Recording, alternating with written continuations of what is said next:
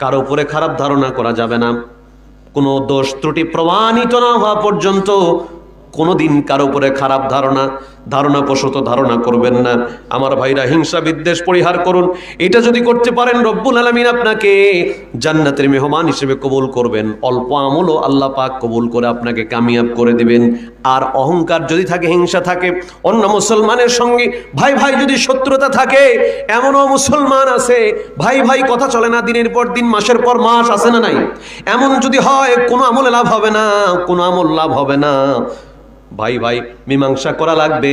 প্রতিবেশীর সঙ্গে কথা চলে না, প্রতিবেশীর সঙ্গে মীমাংসা করে নিতে হবে। পাড়া প্রতিবেশী, গ্রামবাসী, আপনাকে লক্ষ্য করতে হবে আমার কার সঙ্গে আমার সম্পর্কটা ভালো না, কার সাথে আমার বিদ্বেষ চলছে, কার সঙ্গে আমার কথা চলে না, কার সঙ্গে আমি মনোমালিন্য করে আছি। এটা চিন্তা করে বের করে তার কাছে ক্ষমা চাইতে হবে এবং নিজের আত্মাকে পরিশুদ্ধ করা লাগবে। তাছাড়া ভাই বাঁচার কোনো পথ নাই, মুক্তির কোনো রাস্তা আমাদের হবে না।